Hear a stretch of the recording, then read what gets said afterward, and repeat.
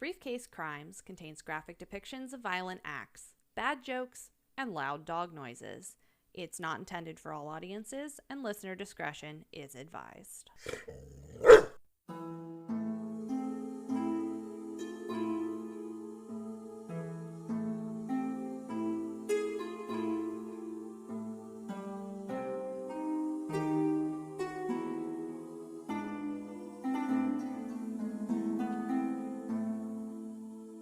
Welcome, listeners, to Briefcase Crimes. I'm Hannah, and I'm full of terrifying facts about horrific events. I'm Liz, and I'm full of morbid curiosity. Elizabeth. Hannah.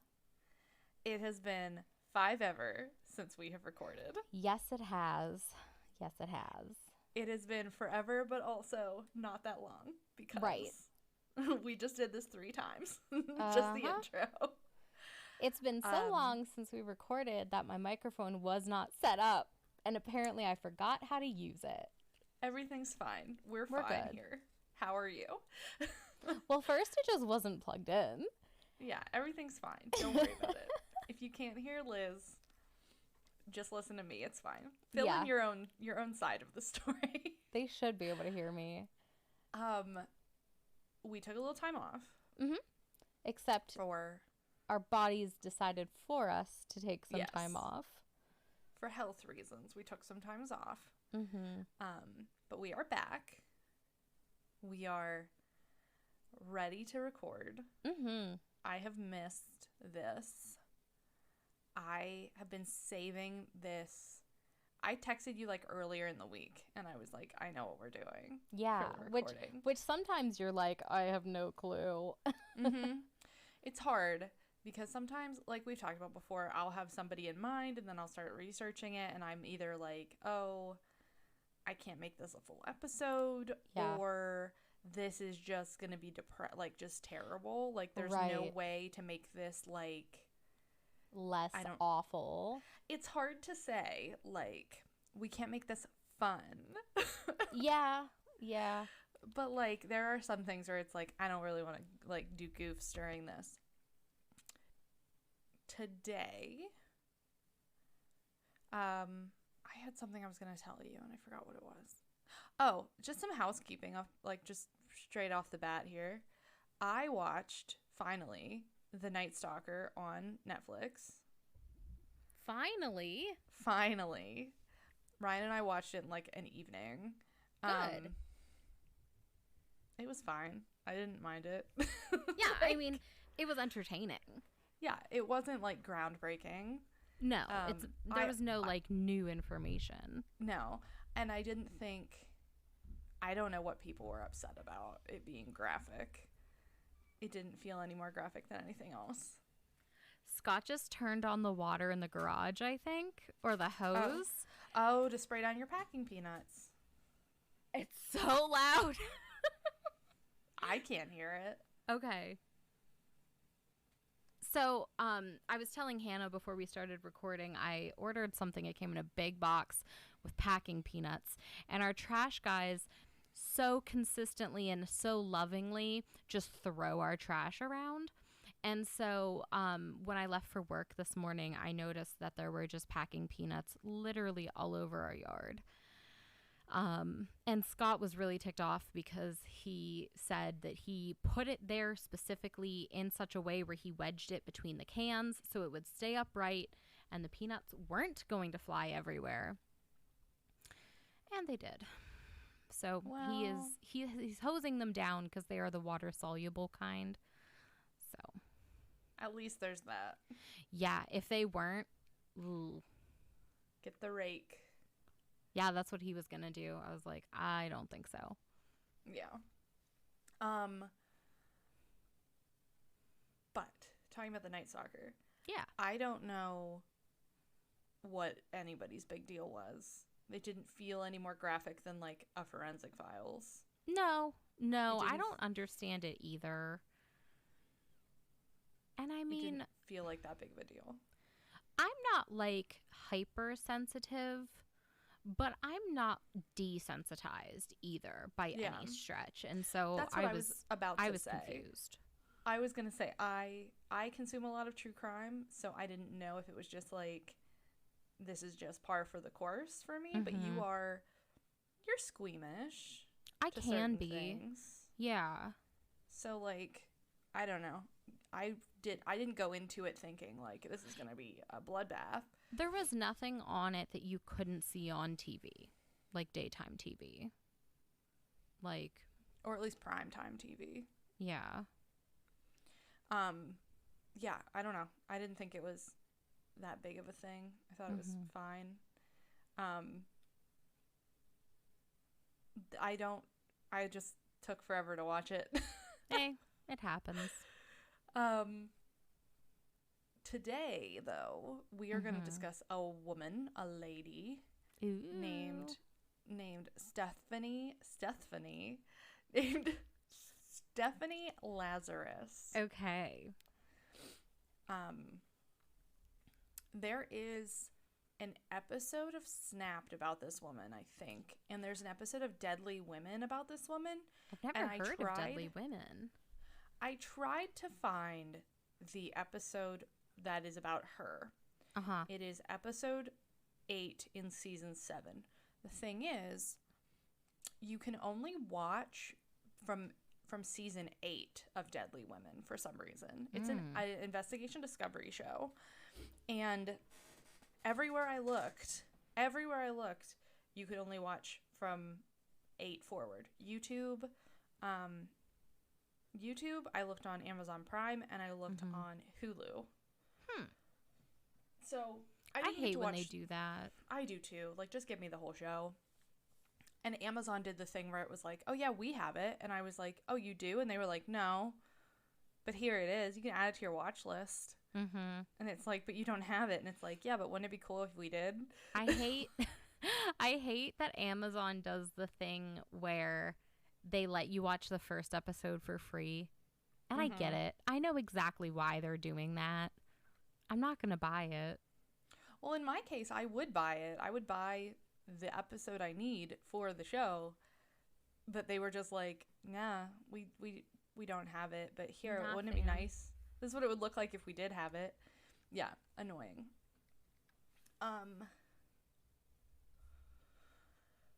So a lot of my information, as per usual, all of my links are in the brief, but a lot of my information comes from a True TV article, also a CBS article, and a video on YouTube. Let me double check what the channel is called, because he was very informative. We're actually going to watch part of his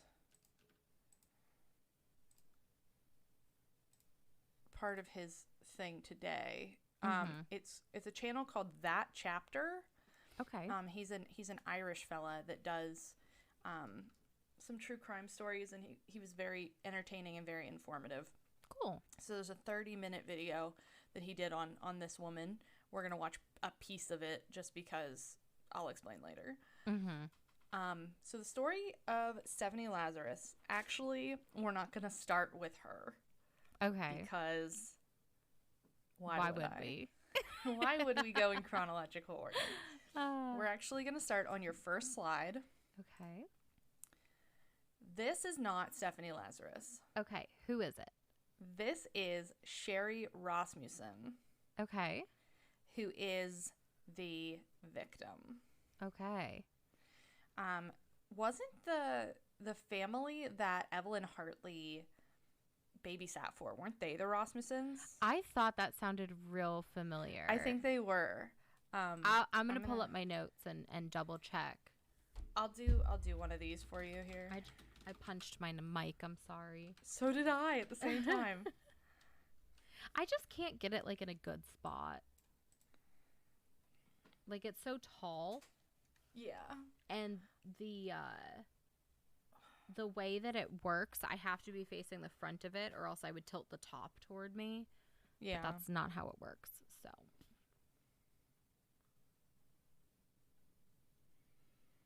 Oh, that's why. I'm like, where is it? It's because I'm not on the briefcase account. I do that all the time. Here we go.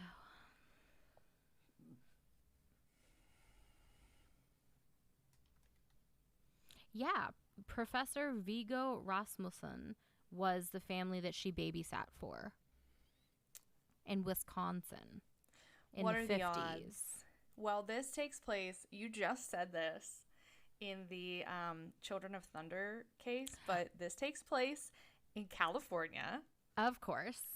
Of course, because I don't know why. I mean, California's a massive state.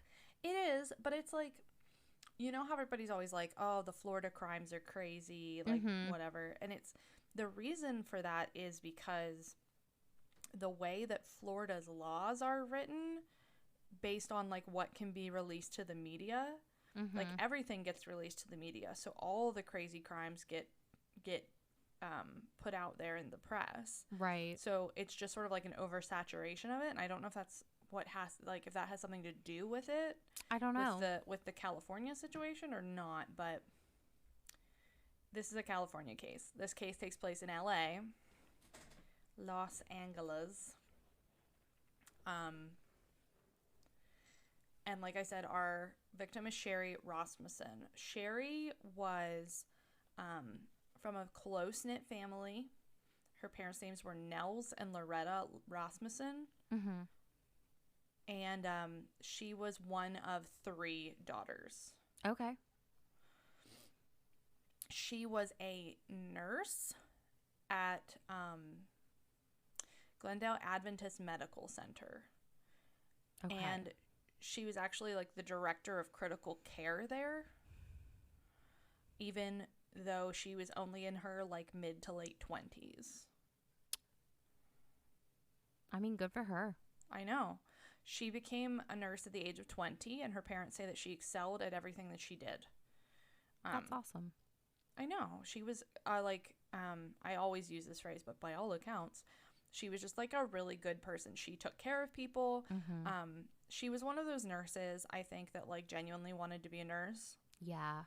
And wanted to care for people. Like, I don't think she was that, I heard a thing the other day about like, not all nurses are mean girls, but all mean girls become nurses. Yeah. Yeah, I don't think she was that kind of nurse. I think she was like a... Tell me you don't know at least 2 mean girls from high school who are now nurses. Yeah, like they all went into nursing. Exactly. Yeah. And I've told you the story before about when I was in school, when I was in college, my minor was in bio. So I took a lot of classes that were bio classes, and I took a lot of anatomy and physiology classes. Right. And with those classes comes lab. And it never failed. I always got paired with or grouped in with nursing students who didn't want to dissect things, who didn't want to like, and I was like, you're a nurse, like you're going to be a nurse. Yeah. Like, what is this? Like, get used to the gross, because it doesn't get better from here. Yeah. I'm like, you don't want to dissect this thing. I'm a botanist. Like, I'm only here to get my bio credit. Like, yeah. I'm not supposed to, like, be doing this forever. You're going to be doing this forever. Right. Between that and the fact that Laura, one of my best friends, is an RN. And her stories, like, when you're a nursing student, you have to go and do rounds at, like, different departments of the hospital, basically, like your clinical hours. And when she did her, I guess it would be, like, labor and delivery, like your tiny babies and stuff, she was like, I was holding a baby that had just been born, and it did its first poop into my pocket of my cardigan. Oh. Yeah. So, like, nursing is not cute. Right like, in the pocket. Oh my God. Right in the pocket on her notebook. Yeah. So Sherri was a very sweet lady. She had a successful nursing career. She was like on her way to doing even bigger and better things. Not only was she the director of critical care, but she would also do like lectures and these like speeches and stuff at her job. And in 1984, sorry, I had to check my dates. In 1984, she met a man named John Rutan. Okay. So your next slide, this is John. Okay. I'm going to write his name down, too, because it's spelled strangely. You are the best. I know. Oop, I spelled it wrong. I'm going to write it down, but I'm going to write it down wrong. Wouldn't be the first time we've had a typo. Wouldn't be the Won't first time be we the had a last. completely wrong name. At least his name is correct. Yeah. So she met John in 1984. John was a mechanical engineer. Okay. He had graduated from UCLA, and he was working for a hard drive manufacturing company. After they met, they were together for 2 years before they married in 1986. Okay. Got it. Your next slide here. I know we're booking through slides, but that's fine. Aww. This is them together. Cute.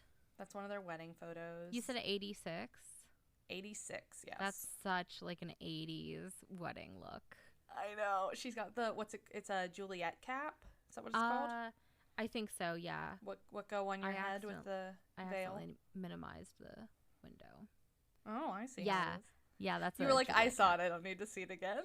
No, it was an accident. I clicked and it just went poof because I put up a black screen because I was so washed out, and I accidentally clicked on the black screen. But yeah, you that's like don't believe me. I believe you. It's fine. Mm-hmm. But yeah, she has a Juliet cap. She's got like the long lace sleeves with like the point into the hand. Yes. Again, it wouldn't be an episode if we didn't discuss the fashion of the My day. mom had that hairstyle in the 80s. Oh, yes. I think everyone's mom has had that hairstyle at one point or another. Yeah. Another thing that has happened since we last recorded, Ryan and I are engaged. Yeah. This is a new development. That was one reason why we took some time off. Yes. Do you think that I should wear a Juliet cap and just bring this look back at my wedding? Absolutely. I mean, the cap isn't bad. It is. In theory. It is bad. Okay, it's not cute. But yeah, very 80s, very, very mid 80s. Mm-hmm. And they were married for 3 months and living in a condo in LA before the day that Sherri was murdered. Oh, wow. I told you she was the victim. I know, but it's just so soon. It's such a happy time in your life, and it's sad. Not like it wouldn't be sad if it was any other time, but you know. Yeah, you're like newlyweds, yeah. Yeah. She actually married him in 1985. But it was like the very end of 1985. Okay. Because in February of 1986, John left for work that morning. Mm-hmm. Sherri called into work and said she was supposed to give a speech that day, but she called in and said that she'd hurt her back doing aerobics. Okay. Which is very 80s. Yeah. I was doing aerobics and I just tweaked my back, so I'm not going to come in. So she took the day off. When John arrived home again... You know what else is very 80s? What? Being able to call out. Being able to call up sick. Yeah. I'm just saying. Yeah, there's going to be a lot of social commentary in this episode. Yeah. Not intentionally, but yeah, there is going to be a little bit of it. Buckle in. Oh, yeah. You haven't even got to the worst part. You don't even know where we're heading. Let's do it. So, when John got home that day, he found Sherri basically beaten and shot to death. Oh, my God. In their condo.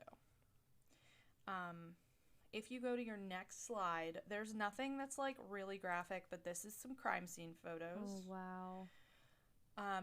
Things were really disheveled.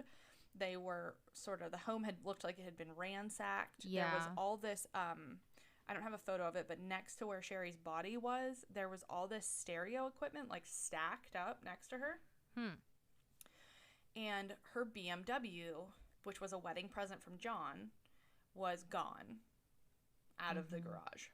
Actually, the neighbors had discovered this first. They had noticed it and sort of like raised the alarm because neighbors are the real MVP. Yep.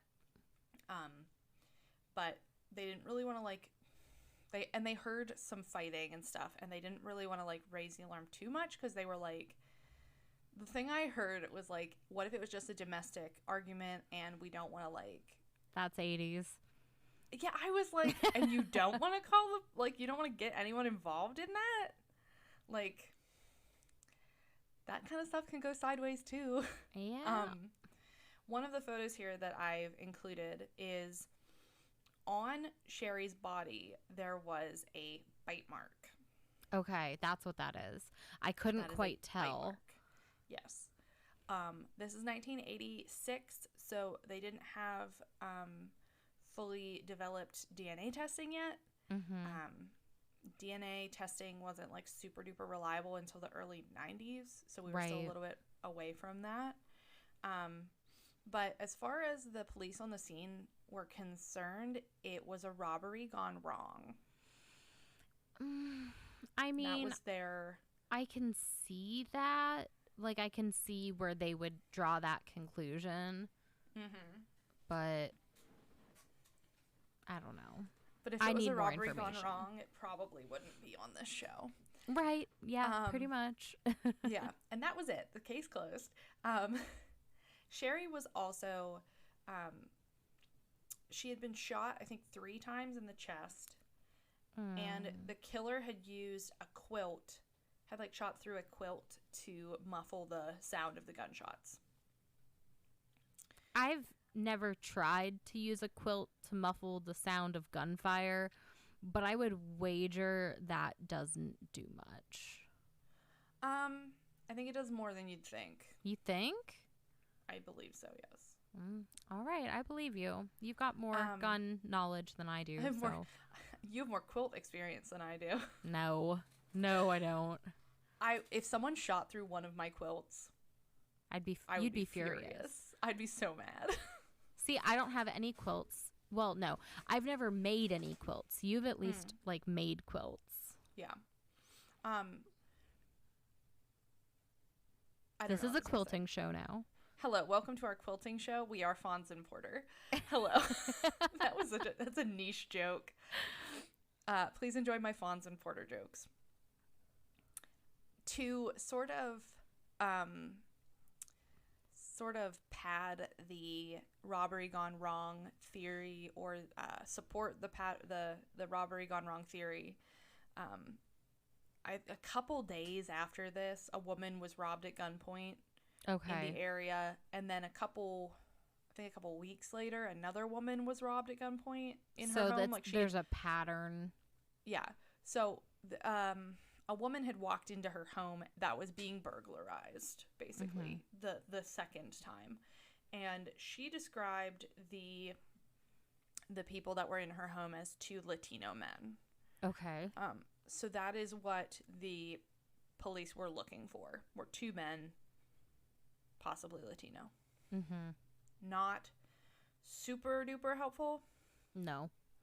However, Sherri's family, talking to the police, said, you need to look into a woman named Stephanie Lazarus. Okay. She and Sherri were fighting. Sherri said, shortly before she was killed, she felt like she was being watched. It was this woman.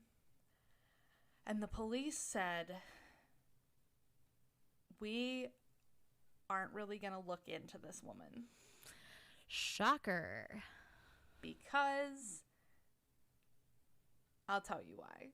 Let's talk about Stephanie Lazarus. I'm just thinking because we're the police and we're not gonna, especially if we Delta learned Airlines. If we if we learned anything from last week's episode, yeah, the police just don't care. Well, and also to make this doubly bad, this is LAPD in the 80s. Yeah. Yeah. So let's discuss Steph Lazarus. Okay. Next slide. This is Stephanie in her early years. Mm-hmm. Stephanie Lazarus was That Delta Airlines joke really got me. good. I wanted it to.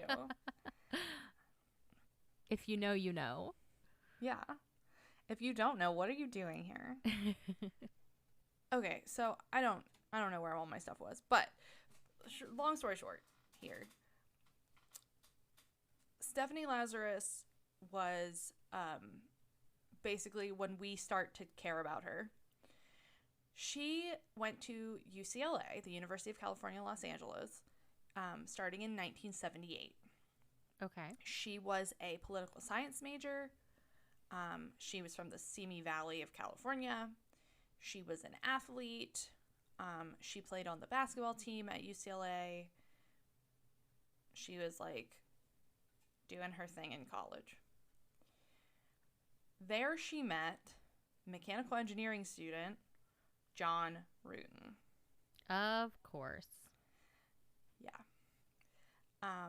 John was also an athlete. He and Stephanie kind of like vibed. And they didn't like date. Like, John Rutan says that he never considered it anything like serious, what they were doing, but like they fooled around, I guess. Mm-hmm.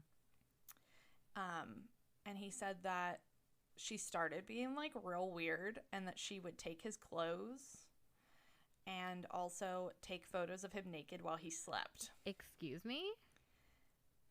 Yeah. So like, I know I don't pay attention to red flags that much, but like, that's a big red flag. Yeah, it is. Yeah, it's a problem. So the next slide here, this is them in their collegiate years, them hanging out, getting pictures together. Looks like they went to a dance. Yes, it appears so. Maybe homecoming. Maybe. I don't know. I didn't go to dances in college. Me neither. Well, no, that's not true. I went to a couple, but not like that. I didn't go to any. Not like formal dances. Yeah.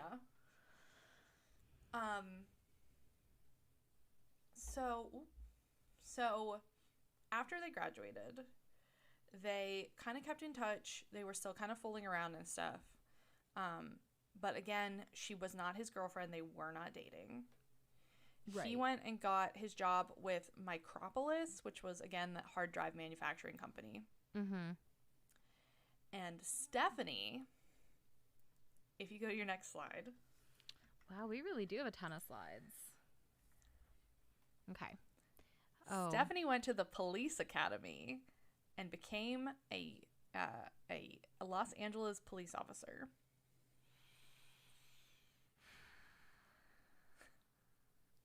Got it. Yep.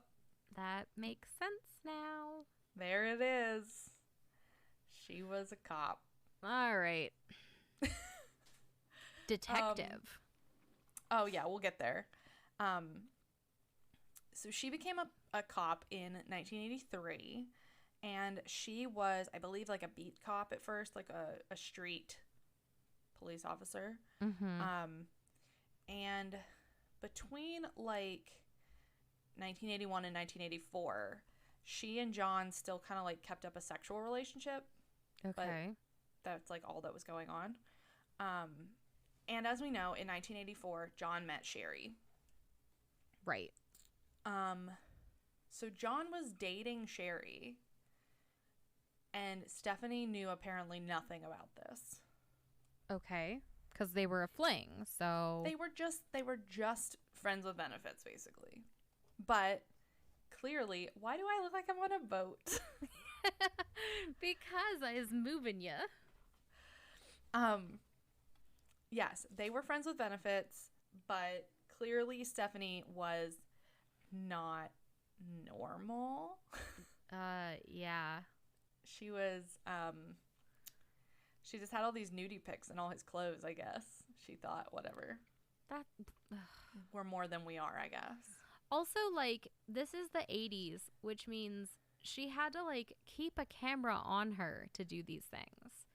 Yeah. Like, it's not like she's just whipping out her cell phone. No.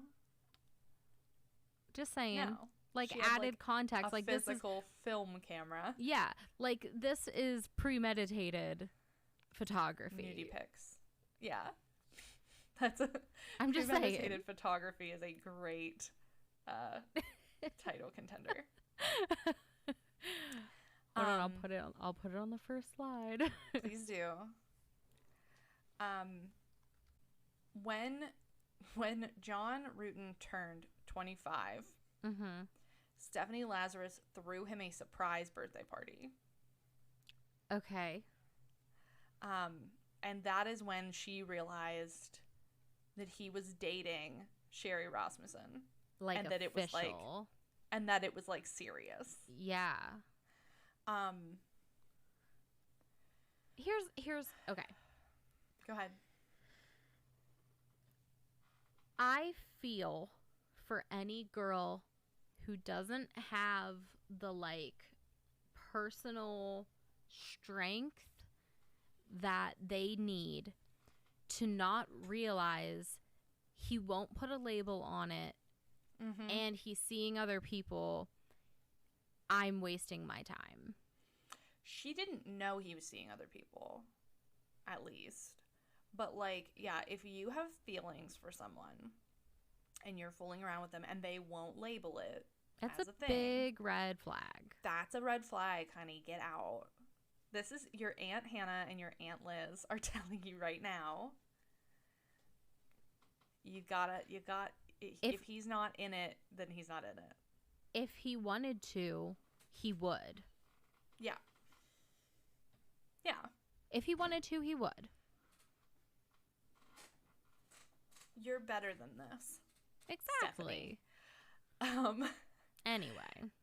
So this really, really upset her, learning that he was not only with with Sherri Rasmussen, but that they were, like, seriously in it, right? Yeah. She was so upset that she actually wrote letters, or at least a letter, to John Rutan's mother. Oh my God. Like, I don't know, because I've been close with mothers of my exes. Moms love me, first of all. And, like, but I don't know, in this case, if I would get her involved. No, you wouldn't. What did this letter say? All I know is that part of it said, quote, "I'm truly in love with John, and the past year has really torn me up." Yeah, no, that's completely inappropriate. And then she said, quote, "I wish it didn't end the way it did, and I don't think I'll ever understand his decision." Nothing ended. There was nothing. There was nothing to end, yeah. Exactly. Nothing began. Yeah, no, that's totally out of line. She also had a journal. We love a journal. In that she wrote, quote, "I really don't feel like working. I found out that John is getting married." Because Sherri and John had become engaged. Naturally. Yeah, like, I don't understand his decision. Like, he's had since 1978 to, like, be in a relationship with you, and he hasn't, lady. If he wanted to, he would. Yeah. I'm just going to keep saying it. Welcome to our advice podcasts. Relationship advice, quilting, true crime. One of my favorite things is, and like that whole phrase, if he wanted to, he would, I've gotten off of TikTok. And one of my favorite things is these videos where these people are talking about the amazing thing that their partner has done for them because they wanted to. And then they follow that up with, if they wanted to, they would. Like, if your partner's not treating you like this, why not? Well, they don't want to. Yeah. Exactly. Yep. I told you that last night I was getting grumpy because I wanted candy. And so Ryan went to Sheetz and got me candy. Yeah. And a pretzel and chips and Gatorade. True love. Yes, it's fine. But yeah, if he's not even putting a label on it, like, dude, relax. So at this point, she was very upset. Yeah. And she went to the condo where John and Sherri lived. I don't know if Sherri lived there at the time, but she went to John's condo, basically, to, quote, to get closure. Okay. And the two had sex. Oh, come on, John. I'm sorry, Rosina. I know this kind of thing really upsets you. John, what were you thinking? He wasn't. Doesn't sound like John does a whole lot of thinking. Right before you dropped that, I was like formulating,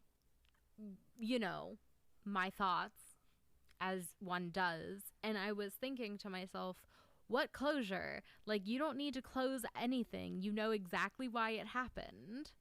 There is no more closure to be had. What could you possibly be seeking? Sex. Tight. Super tight.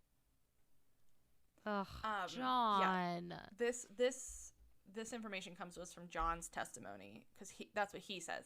They had sex, quote, to give her closure. Oh, good. He was doing it for her.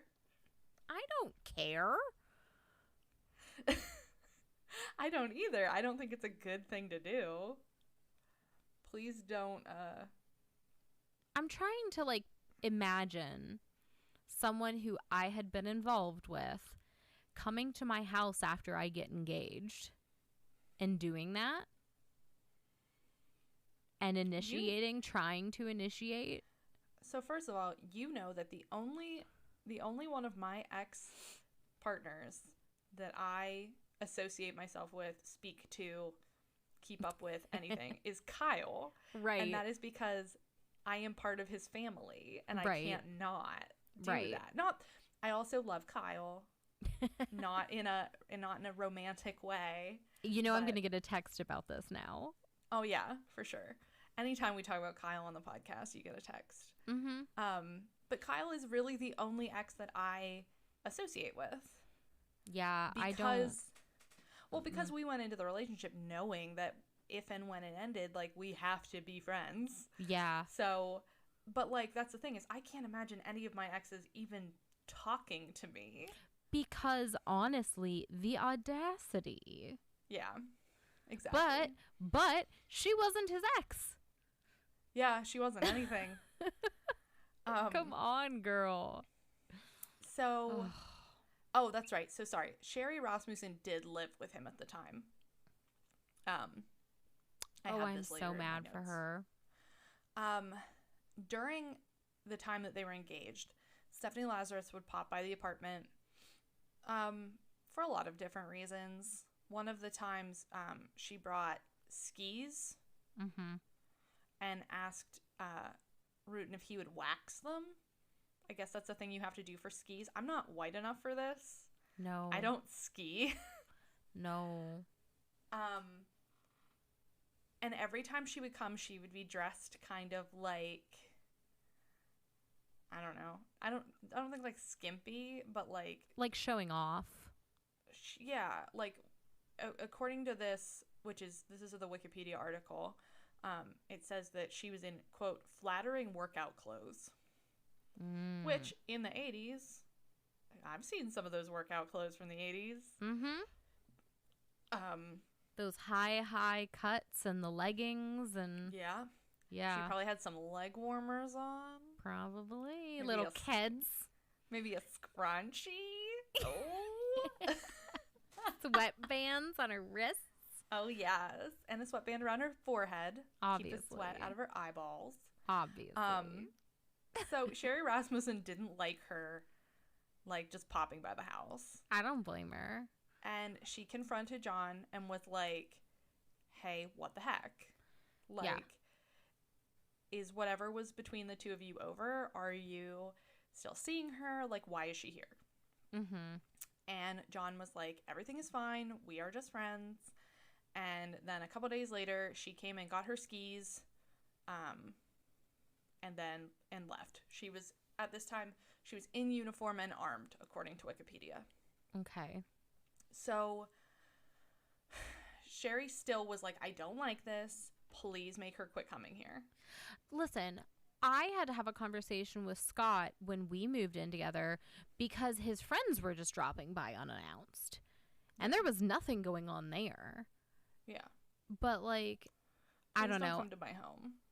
There are certain people that I wouldn't mind it. But, like, I don't believe anybody should drop by anywhere unannounced. Especially with a pair of skis. Or in uniform, fully armed. Please don't bring... Hey, Mr. Cop, please don't bring your skis to my home.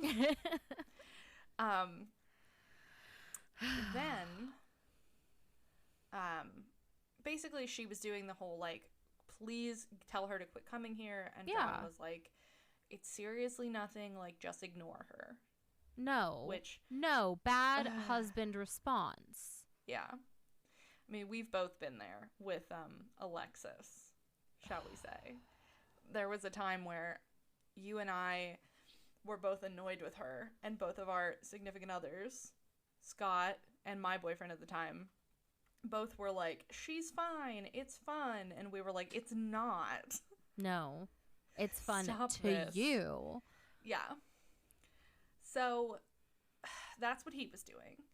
And then, according to Nels Rasmussen, Stephanie went to Sherri's office. Okay. She told her, John and I are sleeping together. Oh my God. It is not over. And then she said, quote, if I can't have John, no one else will. I just can't imagine having a guy, like, look me in the eyes and be like, hey, I don't love you. I love this other person, and I am going to marry this other person, and for me to continue to pine after them. So you're saying I've got a chance. Exactly. Like, come on. I just can't imagine that being in that headspace. Yeah, I also can't imagine uttering the phrase, if I can't have John, no one will. Like, yeah, nobody is worth that. Go buy a pint of ice cream and get over it. Yes. Amen. And like I said, shortly before her death, Sherri Rasmussen told her parents that she felt like she was being watched, and that she had seen, or she was afraid of at least, Stephanie Lazarus stalking her. So that brings us to the day of her murder.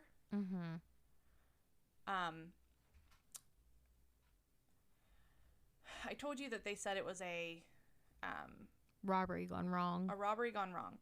And they basically said that they didn't take any of the stuff that they were planning on taking because they left quickly after murdering her. Bull. They found the BMW a week later, and there was nothing new in it.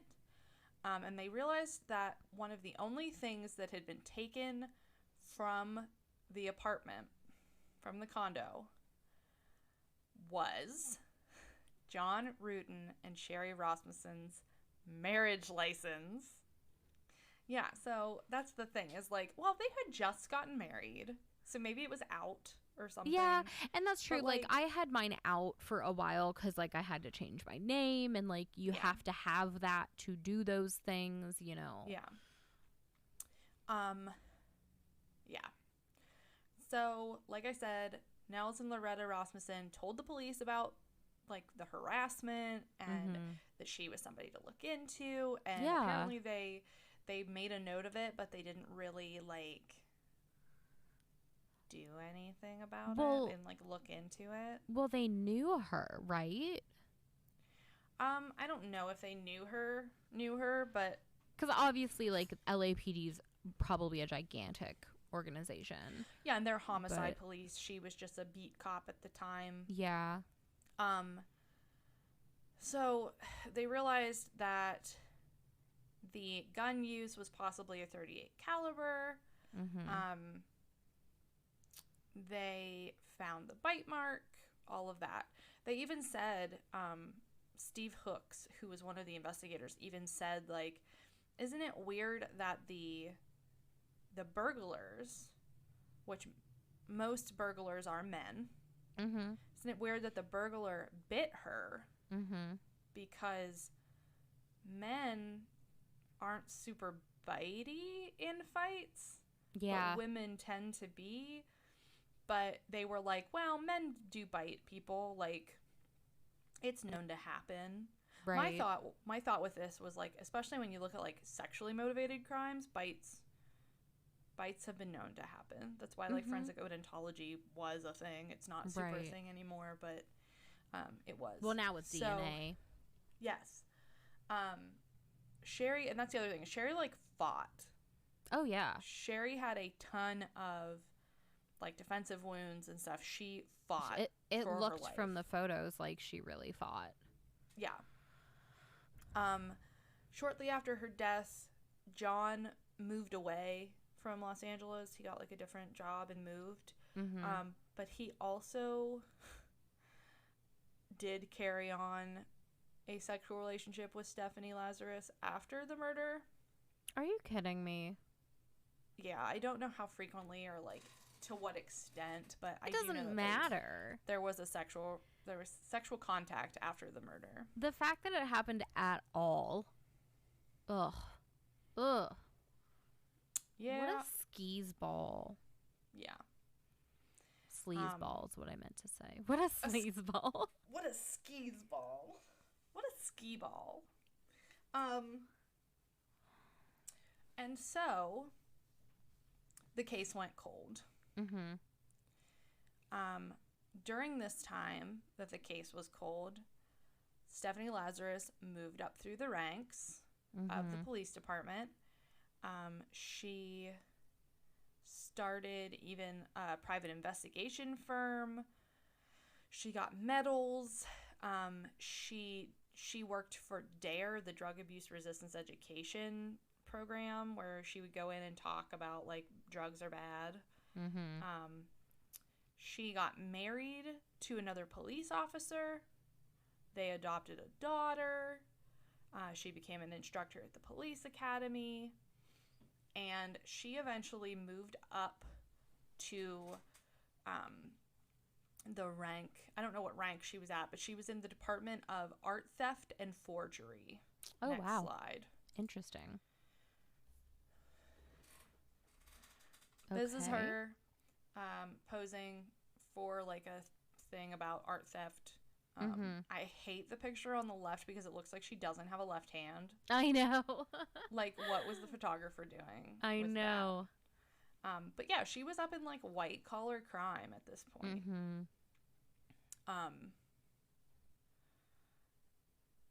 In the middle of this, her sort of gaining traction, all of that, there was a female cold case detective. And I believe her last name was Butterworth. And she was like, we should do DNA on this bite mark. And they were like, maybe. And if I don't remember, I don't have it written down, but I think that she did. Yes, I think so. She did a DNA test on this and was like, oh, the perpetrator was female. Like, we know that the perpetrator was female, but we just don't have anything to base it off of. And basically, they were like, she was like, I think we should look into Stephanie Lazarus. Yeah. Like, it was what her family wanted. It was this whole thing. And they basically were like, no, we shouldn't. And they sort of, like, just negged her this whole time. Raise your hand if you're surprised. Right? Yeah. But in 2009, two detectives, Jim Nuttall and Pete Barba, opened the Rasmussen file again. Okay. They threw out the burglary theory entirely. Good. They knew that the DNA test was a female, and they were like, we're just going to start from the beginning. Like I said, they threw out a bunch of reasons why it couldn't have been a burglary or wouldn't have been a burglary.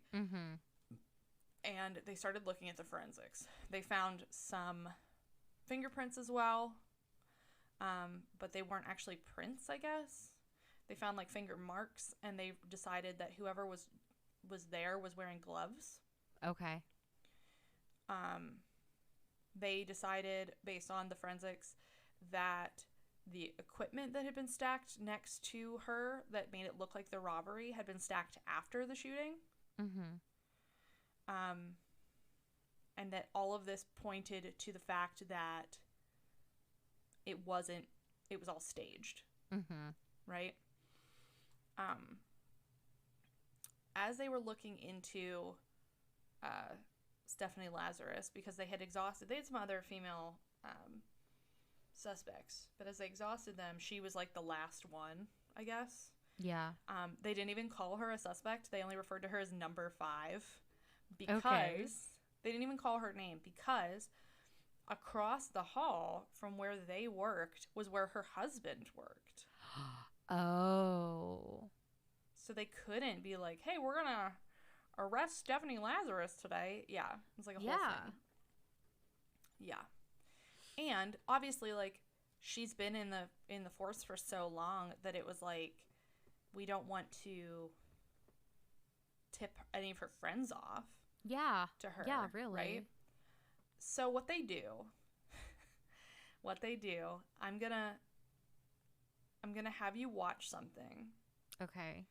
And we'll do an ad break here in a minute, but sounds good. I'll have you watch it. But they tell her, come to like headquarters, essentially. We have an art related interrogation that we need you to do. And the thing is, the place that they had her go, she had to surrender her weapon. Mm-hmm. She wouldn't be allowed to have her duty gun there on site. So they had also, I'll say this before we start. They had taken a cup that she had discarded, and they used that to test the DNA. Is that lawful because she threw it away? Yes. Okay. Anything that is thrown away can be used without a warrant. That's crazy. Mm-hmm. Because it's discarded. It's called voluntarily discarded samples. Yeah. Okay. So, like I said, what they do is they take her, they get her to this place, and they're like, hey, we have a suspect for an art thing that we want you to deal with. Just come in. Okay. And what they do then is they interrogate her. And the full interrogation is available on YouTube. It is like an hour long. I bet. I'm surprised it's not longer, to be honest. The video I'm going to have you watch, which is from that chapter, he cut it so it's very succinct and has like all the important parts in it. Nice. But we're going to have you watch that, and we're going to take an ad break here. So if you guys want to watch it as well, this is where you'll watch it. The link is in our brief. And we're back from our ad, and Liz has just watched the interrogation. Elizabeth, what are your thoughts? Oh, I have so many. I mean, you got to hear my witty banter through it, which, you know, unfortunately, we're not going to include the audio in this recording, so the banter would be without context. But she is sweating. Yeah. In this video. Not only is she sweating, but you said even she has crazy eyes. She does. Like she's obviously freaked out, you know, which is, you know, more reasonable, probably one of the more reasonable things that she has been so far in this story. But yeah, she like looks a little crazed at some points. All of the faces that she makes, to the point where on the slide with the link I've included some of my favorites. Yeah. They're all great reaction images. They are. For any of the things you might want to be reacting to. She's very expressive. Yeah. And like it goes from like, they're like, do you know, my favorite part, do you know John Rutten? And she's like, John Rutten? And they're like, yeah. And she's like, oh yeah, I went to school with him. And it's like, oh, that's all you're gonna say is you went to school with him? Yeah, right. You went to school with him? And then she says, well, yeah, we dated. Mm-hmm. Yeah, no, you didn't. And they ask, You wish. did you know his wife? Do you know what she did? I think she was a nurse. I never Her really name was met her. Shelly or Shelly. Shelly. Yeah, like it feels very much like the scene from The Happening with Mark Wahlberg where he's like, "What? No." What it feels like to me is that she has been rehearsing this for the past 23 years. Could be. Like rehearsing it in her head. Yeah. Yeah. So they finish their interrogation of her. As they said in the thing, or during the interrogation, you're not under arrest. You're free to go whenever you want. Like, and she never gets up to us. go. When she does get up to go, when they finally are like, okay, we can be done with this, they had this planned brilliantly because she was a police officer. She had people in the building that were friends with her. She, they didn't know how she was going to be. So they basically had it planned so carefully that when she walked out of the room, she was immediately placed under arrest. Yeah. If I would have let you continue, that's where we would have gotten, because all that is on video too. Is them I'll bringing her definitely back go into the and watch room. it. They bring her back into the room and read her Miranda rights. They wanted to limit the possibility that she would resist violently, or that she would have anybody that could help her. Right. They didn't want any gossip. They didn't want any of that. Well, and if you didn't watch the clip, they started to ask her if she would be willing to give a DNA sample because they said, we believe we have DNA now. And her answer to them is just maybe. Yeah. Yes. Like, she just keeps saying maybe. The thing I will. is, maybe she I says, will. she keeps being like, well, I've been doing this a long time, which, like, so here's and I the know thing. how this works. Are you admitting that the LAPD pins crimes on innocent people? Fair. Is that what you're implying? Mm-hmm. Because that's a whole nother thing. I thought of that immediately when she said that. I didn't think about it at all. I know how this works. And I'm like, it sounds like you're trying to pin something on me, she said. She even used the verbiage, pin something on me. Yeah, exactly. So some of the other evidence that they had against her, obviously bringing this into trial, was the fact that obviously Lazarus wouldn't be using her service weapon to kill Sherri Rasmussen. That would just be stupid. I mean, we've seen some stuff on this show. That's true. But the thing is, if you lose your service weapon, there's huge penalties for that. Yeah. However, police officers also have a backup gun. And just before Sherri Rasmussen was killed, Stephanie Lazarus, reported her backup .38 stolen. Okay. She did not report this to her precinct, though. She reported it at Santa Monica Police. The idea is there that she must have reported it to Santa Monica after she chucked it into the Pacific Ocean from the Santa Monica Pier. Oh. See, I wasn't clear on if she reported it stolen before or after the crime had taken place. After the crime. Okay. I thought you meant that she reported it before the crime had taken place, so that if they had been able to trace it to her gun, she would be like, it was stolen. She reported it stolen 13 days after the murder. Okay, got it. That's not suspect at all. Yeah, it's definitely not. When they arrested her, they searched her home and her car. They found her journal, which had a lot of like writing in there about John and how upset she was about him and Sherri getting married. But she never wrote. she didn't know her, and they just they just went to college together. Yeah, they might have dated. Maybe. And she might have been like, if he was dating both of us, I might have told him to pick one. Yeah, I might have done that, maybe. Might have. If that's what was going on. Which it wasn't what was going on. No. She also never wrote in her journal about her gun being stolen. Okay. Not journal worthy. Apparently. They searched her computer and found several searches for John throughout the 90s of her just like Googling him, I guess. Because she never forgot about him, I guess. Even though she was married. She got married to another guy. The thing is, she was really, really well respected in her department, like throughout the LAPD. Some people, though, did say that she was erratic and that she would get really angry. And so some people called her, I'm going to say this just because, so some people called her Spazarus. Oh. So the thing is, the word spaz problematic is problematic in certain places. Yeah.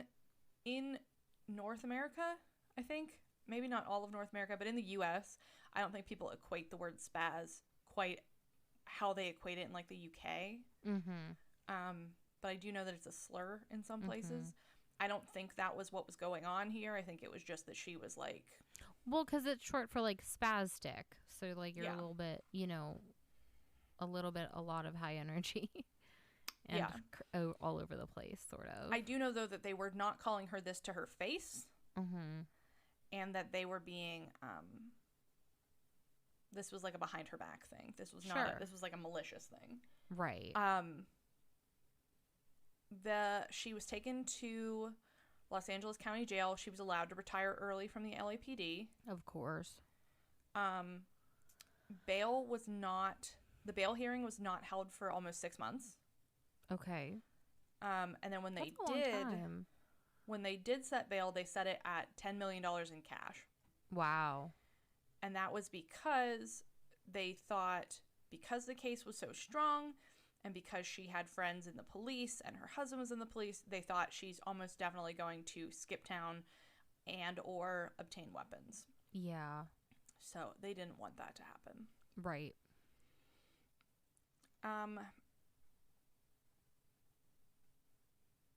Basically, I'm not going to get too much into the trial here. Basically, it got a lot of media attention because it was like a love triangle, and she was a cop, and it was a cold case for so long. Right. But she eventually, let me go up here. Eventually, if you go to your next slide here, on the left, that is John Rutten, testifying that, like, he knew Stephanie and that they had like, sexual relations and all of that. Like, he did all of that on the stand. And that's Stephanie. There's so many pictures of her from the actual trial, and her eyes are just as crazy as they've ever been.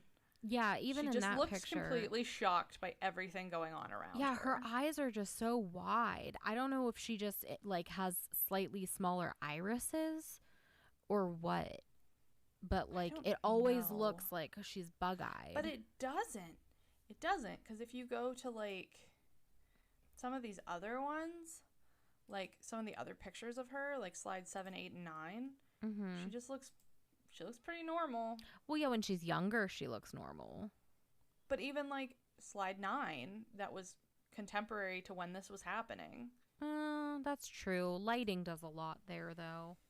I don't know, man. She just looks shocked by all things that are going on around her. Plus, she wasn't on trial in those photos. That's true. Eventually, she was sentenced to 27 years to life for first-degree murder. Wow. She's serving out her sentence at the California Institution for Women in Corona, California. 2 more civil cases have come up after this. One from the Rasmussen family for basically saying, we told you that she Yeah. was the person who did this and you didn't listen. Yeah. The second one from the detective Butterworth, I think it's Butterworth, who brought her up and got nagged the whole time. And Yeah. both of those cases didn't go anywhere. Of course. Both of those not. trials didn't end with any sort of closure. I mean, I'm glad they tried at least, but I am too. LAPD. Yeah. But that is the story of Stephanie Lazarus. Wow. It's wild. It's almost unbelievable. Almost. It's She almost got away with it. She truly did, because she was a police officer. She had the knowledge of like how to stage this to look like it's something else, Right. and like what to do to make her peers think it was a thing. And I think a lot of the crimes that we have talked about specifically, I think that the perpetrators could have gotten away with more had they just thought, let me stage this like a robbery gone wrong. Yeah. You know? But Absolutely. yeah, this was, oh man, as soon as you said that she went into the police force. Ooh, excuse me. I was like, oh, I know this is going to be a long one. Yep. Not like a long story to tell, but a long case. Yes, she was gonna almost get away with it for 20 something years. So wait, what year was it when she was arrested? 2009. 2009. Wow. So it truly was 23 years. I guessed on that number, but wow, I'm impressed with my guessing, first of all. Wow, that's crazy. I can't imagine too, like having committed a crime and then thinking you got away with it, and then 23 years later. Is it 23 or 25? I thought you said it was 86. It was 86. Well, I guess. Oh, no, you're right. It's 23. 23. Yeah. You're right. I did my math wrong. Because 6 to 9, that's 3. Yep.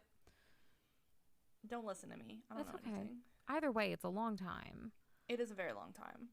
But man, I'm sure she thought that she was never going to be found guilty for it, or that she was never going to be arrested for it, I should say. Yeah. Do you think that, I was thinking about this, do you think that because obviously when like DNA testing started becoming more prevalent, do you think she was like, oh crap, I bit her? I was wondering that too. I wonder if she would have remembered that she bit her. I don't know. Because I'm sure that a lot was happening really, really quickly. And also, like, the defense tried to say that was circumstantial. Are you kidding me? Like, yeah, she bit her. That doesn't mean she killed her.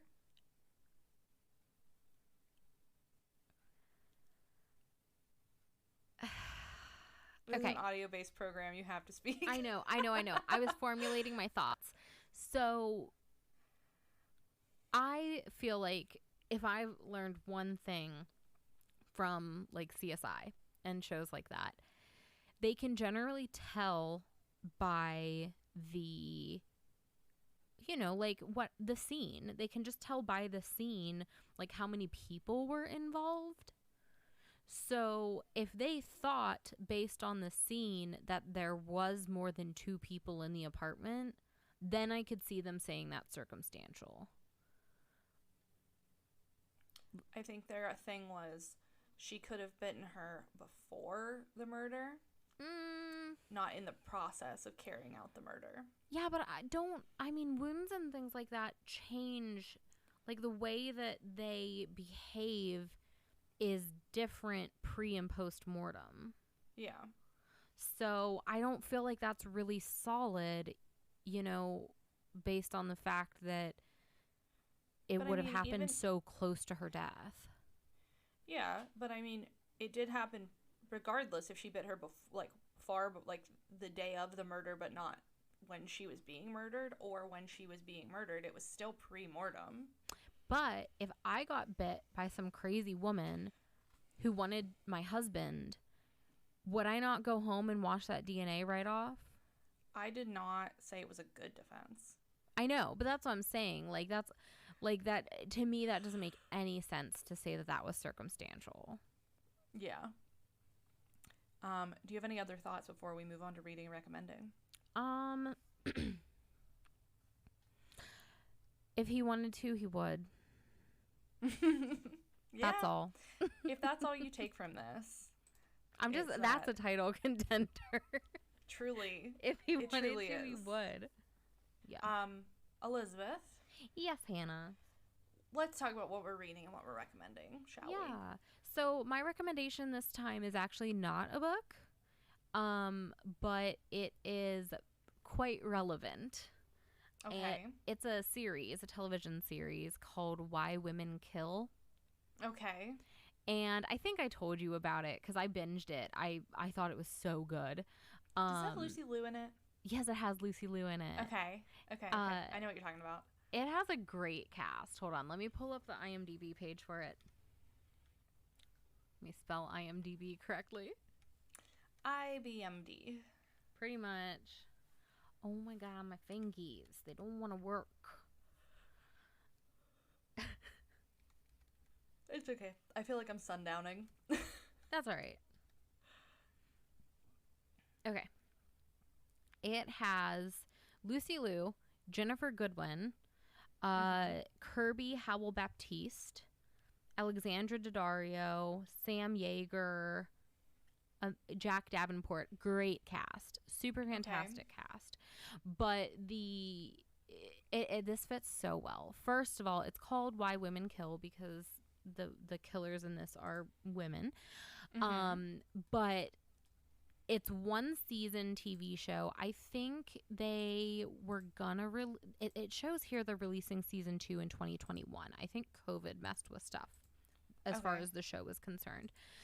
But there's only one season right now, and there are 3 storylines in the series. So there's 3 couples. One of them is based in the I think I'm trying to remember if it's the 50s or the 60s. I think 60s. Yes. A 60s housewife, an 80s socialite, and a lawyer in 2019. Ooh. And they all have like very different issues going on, but they're all dealing with like marital problems and infidelity and stuff like that. So it's really cool because they all live in the same house like over the years. Oh, that's neat. Yeah. So that's all I'm going to of, say. That's kind of like American Horror Story-ish, where it's like almost like an anthology. Yeah, kind of, but it's super, super cool. The whole story wraps up in one season, so even though the second season isn't out yet, like, you get closure. I'm real anxious to see if they put the second season out, like, what ends up happening, because I'm assuming they're gonna start over, like, with a new house and new couples and everything based on, you know, what happened.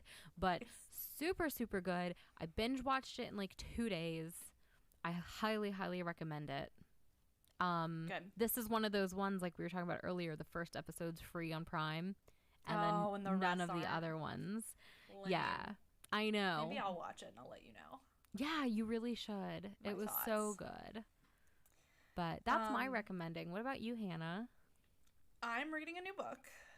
I'm listening to it on Audible. I finished A Deadly Education.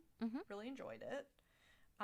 Remember how I had discussed when I started talking about it how some people found that like parts of it were problematic, and that Naomi Novik was like, well, then we won't include those parts in subsequent printings of the book, all of that. Yeah. Be warned, they are still on Audible. Okay. So just know that going into it if you're going to read it. But I really liked it. It's another one that is part of a series, though. And the next book isn't out yet, and it ended on, like, kind of a cliffhanger. Of course. Like, it didn't end on a cliffhanger with, like, the plot. Like, the plot is pretty much, like, pretty wrapped up for the first, like, storylines. But, like, the main character gets close to certain people, and it ends with her getting a letter from her mother warning her against getting close to the people she's gotten close to. Ooh, interesting. Yeah. So it's thrown a little bit of a thing into it. But the book that I'm reading now is another one that's part of a series. It is called Strange Practice by Vivian Shaw. And it is kind of like a cool concept. It follows a woman named Dr. Greta Helsing. She is a doctor who deals with the, I don't remember how she describes it, the differently alive. Okay. So I like that. She is a doctor who treats the supernatural like people that need treated. So like vampires and like werewolves and stuff. And mummies and banshees and all of that. Cool. So not only is that a cool concept, but she's sort of just like doing her thing when there's this, basically, according to the let me just read you the second half of the blurb on Goodreads. It says, basically, she's doing all this stuff, and then it says, until a sect of murderous monks emerges, killing human and undead Londoners alike. As terror takes hold of the city, Greta must use her unusual skills to stop the cult if she hopes to save her practice and her life. Cool. So far, it is very good. Yeah, it sounds good. The idea is that she's Dr. Greta Helsing. When they moved to England, they dropped the van from their name and stopped hunting them and started helping them. So, I was going to ask about the Helsing thing because I was like, okay, that's cute. I'm very much enjoying it. And like I said, it is a series. I think Vivian Shaw has like 3 of them out. I have to check Fantastic Fiction. But it is... I'm enjoying it. Like I said, I'm listening to it on Audible. If anyone has any recommendations of what we should read, let us know, because I'm always looking for stuff to read. Yeah, we have a story highlight on Instagram that you can go on and do like a message reply to us and recommend things to us there. Exactly. And you can do that for like cases and stuff too. Yeah. We want all of it. She has 3 books out in this series: Strange Practice, Dreadful Company, and Grave Importance. Okay. She is also married to... Wait a second. She is married to Arkady Martin, who is a writer, has a series called... I've never heard of it. Tixkalan, and she's a lady. I don't know if that's I don't know if that's her real name or if that's a pen name, but regardless, Vivian Shaw, Strange Practice, recommend it. Great. I just like how different it sounds. It is very different. It's very different. It's still like up my alley, but it's very different from anything I've ever read. It's a very interesting concept. But speaking of our story highlights, Elizabeth, where can the people find us? I gotta move my paper in front of me so that I'm speaking into the microphone. Please hold. We are Briefcase Crimes across all platforms. You can find us on Instagram, Twitter, TikTok, and Facebook. You can listen to full episodes anywhere that you listen to podcasts. If you would like to support us monetarily, you can either buy us a coffee on ko-fi.com/briefcasecrimes, or you can purchase any of our book recommendations from bookshop.org. They support local bookstores by donating 75% of profits to them, and they support us through our affiliate link by giving us a small percentage of the profits as well. And you can find any of the books that we talk about, whether it be our reading and recommending or just books about our cases, at that link. And you can find that link in our link tree, in our bio, and in the description of all of our podcasts and all of our social media. Well said. Thanks. Would you like to wrap this up? Yeah. Thank you guys so much for listening today. And we'll see you next time. Bye. Bye.